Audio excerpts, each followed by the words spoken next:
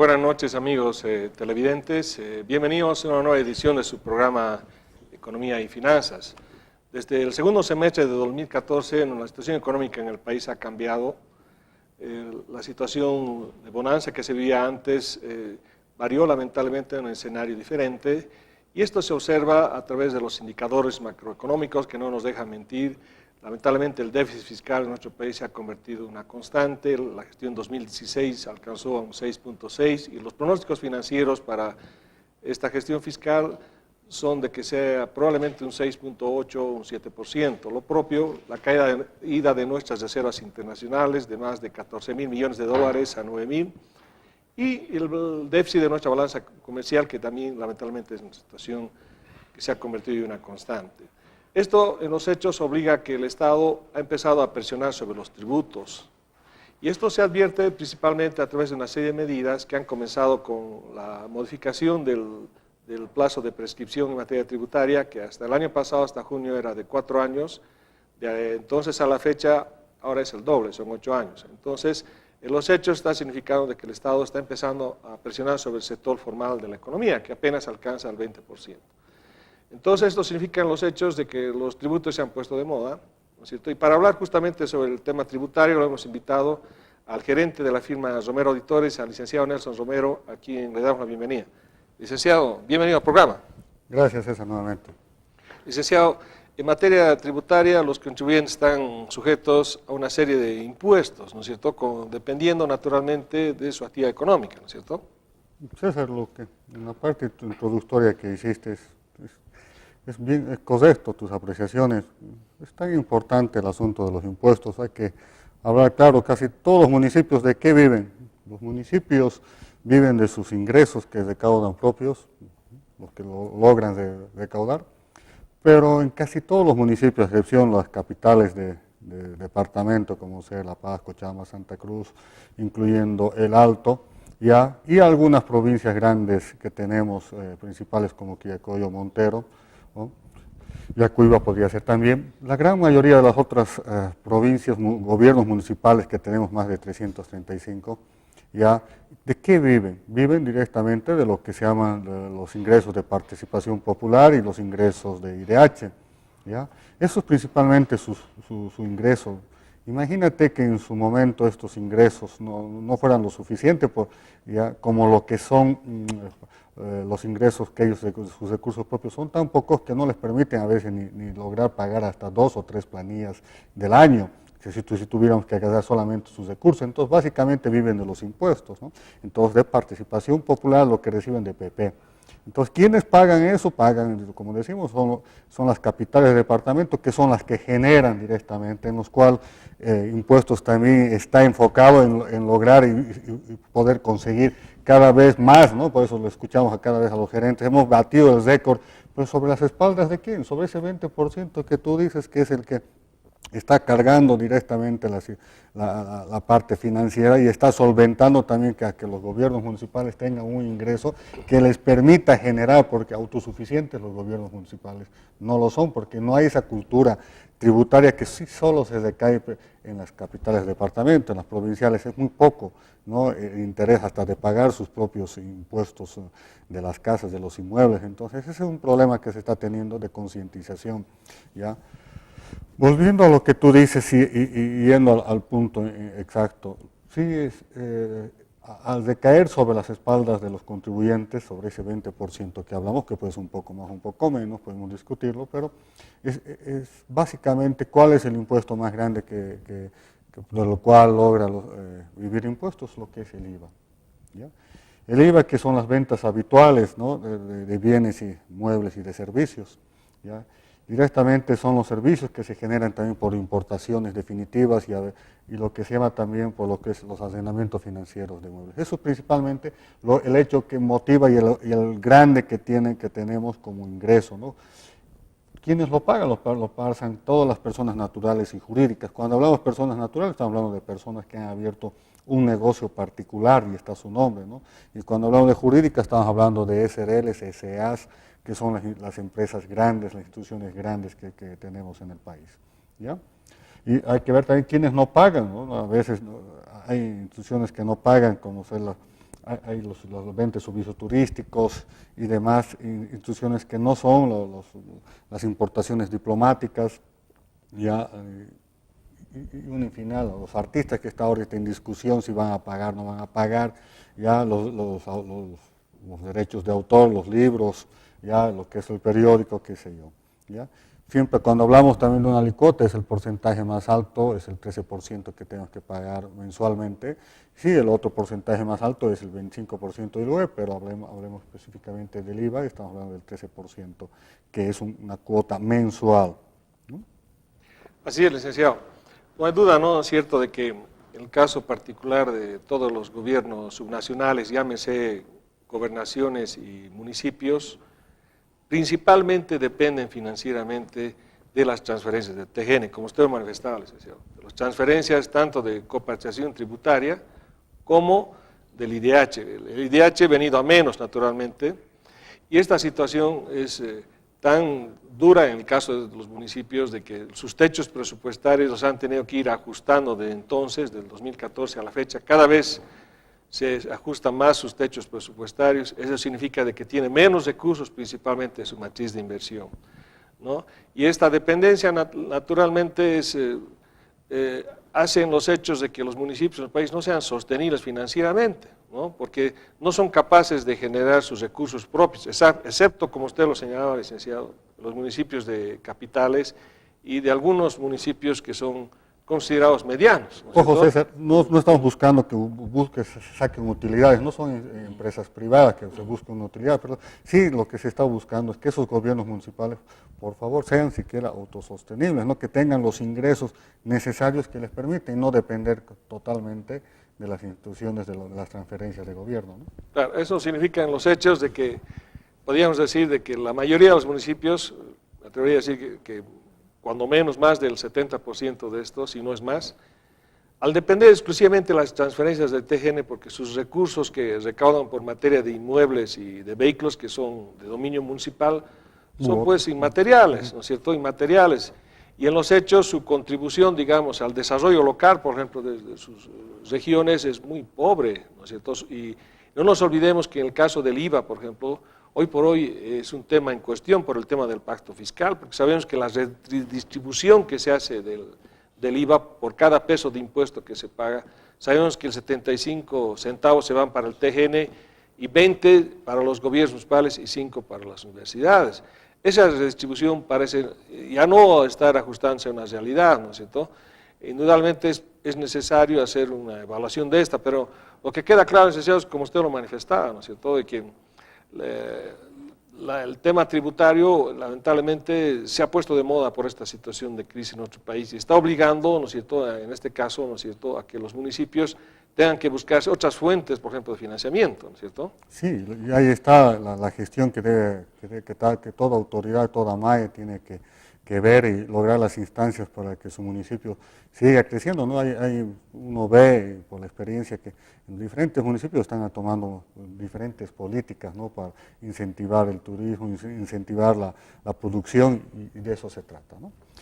Esto en lo que se llama, bueno, volviendo a nuestro tema, me gustaría también lo que es el RSIVA. El RSIVA es un segundo impuesto que tenemos también a niveles, el régimen complementario al impuesto al valor agregado, y sobre qué está, sobre los sueldos y salarios, ¿no?, sueldos y salarios de dependientes, pero que recae sobre lo que es el sueldo, las horas extras, los bonos, las dietas, porque a veces solo decimos, no, eso no, solo cae sobre mi haber básico, por favor, cae todo sobre las horas extras, sobre todo la persona, ¿no?, natural o...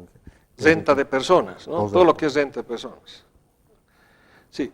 Así es, evidente, como usted lo señala, licenciado, el RSIVA grava todo lo que es renta de personas, ¿no?, como sueldos, primas, premios, bonos, bonificaciones, ¿no es cierto?, están alcanzadas por este impuesto, ¿no?, y su alícuota evidente es igual a la del IVA. Y la importancia del IVA, licenciado, es trascendental. Es más, por ejemplo, países como Colombia, ¿cómo han enfrentado la crisis petrolera? Porque sabemos que Colombia es un país petrolero.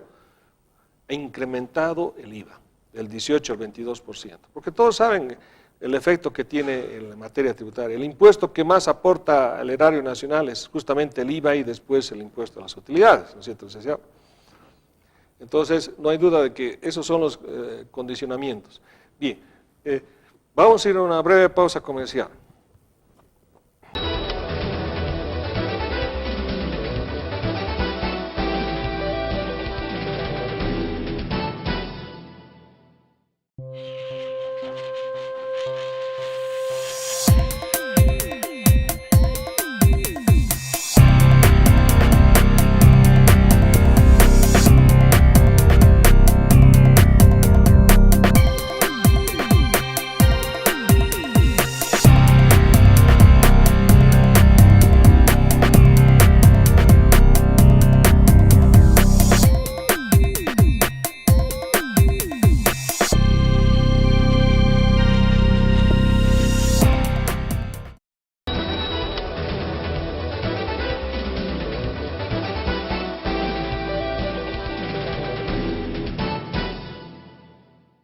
Continuando con nuestro programa, licenciado, en el caso del impuesto a las utilidades de las empresas, ¿qué es lo que podríamos manifestar? Evidente, estos ya han vencido para las empresas que cierran el 31 de diciembre y está claro su alcance, ¿no es cierto? ¿A quiénes alcanza y su alícuota, ¿no es cierto, licenciado?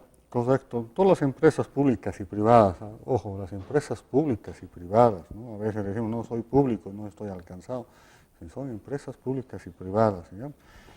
Incluye, lógicamente, dentro de las privadas, las unipersonales, las empresas unipersonales, todos están sujetos a la alícuota del 25%, como tú lo dices, es otro ingreso principal que tenemos, ¿no? Y esto se grava sobre la utilidad neta, o utilidad que se llama utilidad bruta, menos los gastos deducibles, esto que siempre hablamos de los gastos deducibles, que hay que tener en cuenta, no todos los gastos son deducibles, es decir, no todos podemos descontarlos.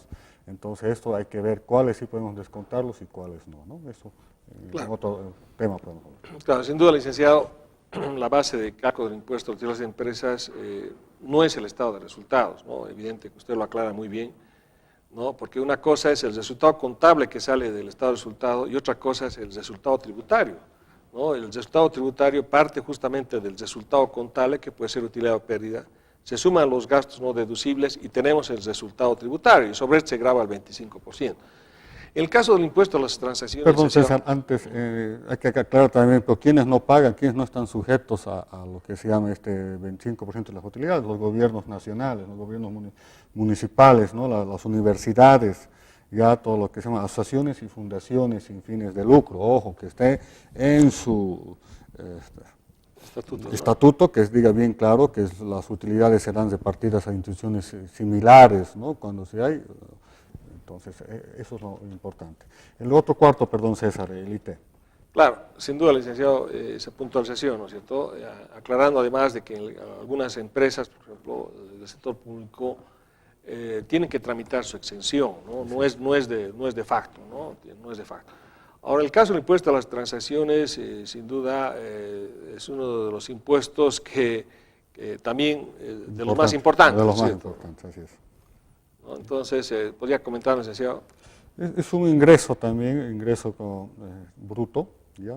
En todos los casos, y obtenido por el ejercicio de cualquier actividad, sea pública ya o lucrativa, ¿no? Entonces, en cualquier actividad lucrativa que nos genere, estamos obligados ipso facto a pagar la alícuota que es del 3%, ¿ya? Quienes están gravados, el comercio, la industria, todas las profesiones de oficio, como se llama, ¿no?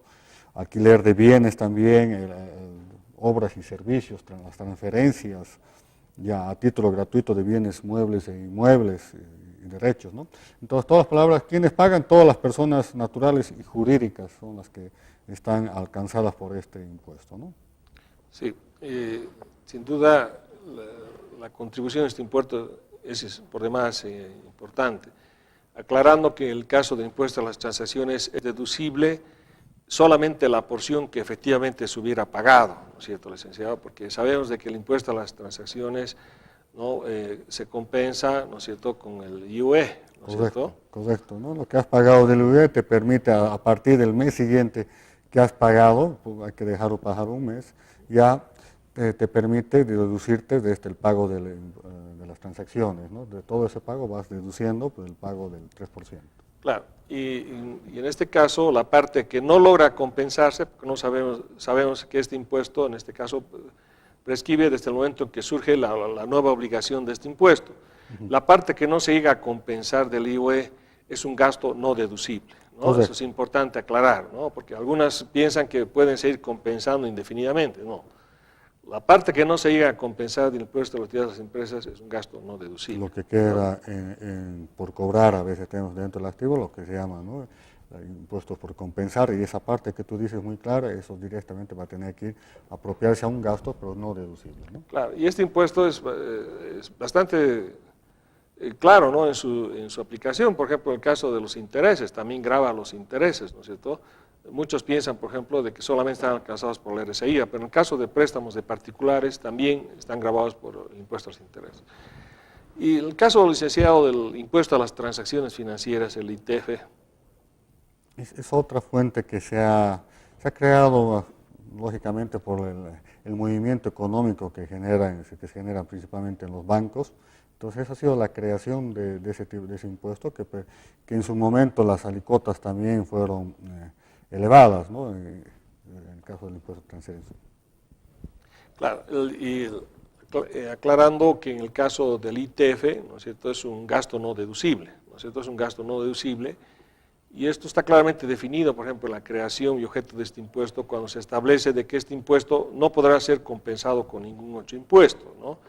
Esto es bueno aclarar porque muchas empresas, especialmente el sector privado, porque sabemos que las públicas están prohibidas de abrir cuentas en moneda extranjera, tienen cuentas en dólares, ¿no? Entonces su movimiento, como usted lo señala, licenciado, está grabado por el IFE tanto de ida como de vuelta, es decir, créditos y abonos, ¿no? Cuando depositas y cuando debitas, así de claro, ¿no? Sí, de entrada y de salida uno paga el ITF. Ojo sobre moneda extranjera, ¿no? Así es, aclarando siempre sobre moneda extranjera. Entonces, sin duda estos son los impuestos más importantes, sin desmerecer los otros, naturalmente, ¿no? Sin desmerecer a los otros, porque saben que hay otros impuestos como el ICE, impuestos al consumo específicos, tenemos impuestos a la propiedad de bienes inmuebles, a vehículos automotores, qué sé yo, tenemos otra variedad todavía de impuestos nacionales, ¿no? Claro, y el caso específico de estos licenciados de inmuebles y de vehículos son de dominio municipal, ¿no es cierto? Son de dominio municipal, naturalmente. Esto significa de que ellos, naturalmente, en base a las tablas, ¿no es cierto?, proceden a hacer el cobro que corresponde, ¿no es cierto? Pero como usted lo señalaba al principio, licenciado, estos impuestos, excepto los municipios de capital y algunos de provincia, que tienen principalmente más de 50.000 habitantes, los otros, pues, es poco o nada lo que llegan a recaudar, ¿no?, por este concepto, ¿no es cierto, licenciado? Sí, además hay que hacer un hincapié, ¿no? Los municipios también que quieren, por ejemplo, comprar de los vehículos automotores, tienen que tener instalado el sistema del SUAT, ¿no? No está en todos los municipios este sistema, salvo en los que creen que tienen bastantes movilidades, en los cuales puedan lograr siquiera cubrir los gastos fijos de la persona que atiende y los gastos de operación de este sistema, ¿no? Claro, y usted, licenciado, como gerente de una firma, Romero Auditores, indudablemente, periódicamente hace auditorías del SUAT, por ejemplo, en algunos municipios, ¿no es cierto? Sí, están obligados todas las instituciones públicas, municipales en este caso, las que manejan el sistema SUAT, están obligadas a estar sujetos a una auditoría operativa sobre lo que es los ingresos del SUAT, ¿no? Pero son muy pocos los municipios que lo hacen, ¿no? Y esto podría, indudablemente, traer consecuencias. Sabemos de que el incumplimiento del ordenamiento legal trae responsabilidades, ¿no? Principalmente todo municipio, yo creo que se tiene que buscar la transparencia del manejo de sus recursos, ¿no? Entonces, esa transparencia, ¿quién lo va a dar? Lo van a dar ellos mismos y lo va a dar un informe de auditoría en los cuales le va a permitir decir, sí, estamos manejando correctamente, sigamos contando con este sistema, como en cualquier otro tipo de recurso, que es lo que tenemos que transparentar y demostrar la honestidad que tenemos en nuestro manejo, ¿no? La licitud de nuestras labores diarias. Claro, no nos olvidemos que la primera cualidad que tiene justamente el auditor externo es la independencia, ¿cierto? Eso hace naturalmente de que su opinión sea más confiable, sin desmerecer a los auditores internos, ¿no? Pero no en vano, por algo, por ejemplo, cuando Hacienda exige estos dictámenes, obviamente son los de los auditores externos, ¿cierto? Eso es lo que interesa al fisco. Ahora, lo mismo en materia tributaria, ¿no es cierto? Los auditores tenemos que emitir un pronunciamiento, ¿no?, licenciado, sobre la situación tributaria del contribuyente, ¿no es cierto? Así, cuando hablamos en todos los casos de los privados, pero volviendo al público, que es interesante también, a veces los públicos decíamos, ¿no?, estamos viendo que sí están sujetos a lo que se llama el IVA. Entonces, ¿eso qué les obliga? Que tengan que tener tengan que hacer declaraciones mensuales, que tengan que presentar también todo lo que se llama los libros de compra y venta, no tenerlos registrados. Entonces es una labor que antes no se le daba la importancia, pero eso demuestra también que tienen que tener todos los registros, tanto principalmente de compra, porque ellos no generan ventas, ¿no? Entonces todas las facturas que reciben por los pagos que los proveedores recibimos, entonces ahí estamos obligados y ellos están obligados a presentar y mostrar esto a impuestos, ¿no? Claro, es importante destacar, ¿no? Porque muchos municipios no tienen lo que usted llama, ¿no?, el libro de compras, y eso están obligados, ¿no? Están obligados a declarar mensualmente como corresponde el libro de compras. Y en el caso, por ejemplo, de las capitales, tienen complejos hospitalarios donde se factura, entonces tienen también sus ventas, entonces están obligados naturalmente a declarar cada mes sus ventas y sus compras IVA. Y el auditor naturalmente tiene que hacer esta auditoría también a estos rubros, ¿no es cierto? Todo ingreso tiene que estar sujeto a una auditoría y eso lo que decimos, la transparencia necesaria a los hechos, ¿no? Sí, sin duda, licenciado, como habíamos dicho al principio de este programa, la presión del Estado está naturalmente, en este caso, sobre los contribuyentes, ¿no? Y esta es una situación que obviamente era de suponerse, era de esperarse, dada la caída de nuestra renta petrolera principalmente, ¿no? Entonces, en este caso el contribuyente lo que tiene que hacer simplemente es hacer cumplir, ¿no es cierto?, todo el ordenamiento en materia tributaria que está vigente en nuestro país, ¿no es cierto? Correcto, César, solo por último, sería lindo que nuestro universo pero sea más justo y sea que llegue a un universo mayor y no solamente sea un 20%, ¿no? Sino que hay otras personas que sí sabemos, ¿no? Y todos tenemos ahí un comerciante, tenemos ahí un vendedor que no está como debe ser, no está facturando y no está contribuyendo como los demás. Claro, y esto es algo que se ve, ¿no? Porque lamentablemente en los hechos el tipo de cambio subvaluado, porque hay que ser claro, el tipo de cambio en nuestro país está subvaluado, y es una realidad que responde a una política. Claro, se ve en la economía mundial que ha sucedido, que cae el barril del petróleo, inmediatamente se ha apreciado el dólar. Absolutamente todas las monedas del mundo se han depreciado frente al dólar, menos el boliviano. Y en los hechos solo ha beneficiado a los, como usted manifiesta, ¿no?, los contrabandistas, los que hacen la importación porque tienen un dólar barato. Y esos no están dentro del padrón de contribuyentes, ¿no es cierto? O en todo caso, son muy pocos, ¿no? O son muy pocos, y no creo que declaren realmente todos sus ingresos. Entonces, resulta injusto, ¿no es cierto?, como lo que sucede actualmente con el tema del incremento salarial, que obliga a los privados a cumplir, pero en el sector público that's depende, ¿no? O sea, depende de si tienen recursos o no, el incremento puede ser cero. Entonces hay una lógica que al parecer no es muy clara, ¿no es cierto? En los hechos, licenciado, nosotros consideramos de que la ley debía ser igual para todos. En materia tributaria, los privados sí estamos obligados a cumplirla, ¿no es cierto?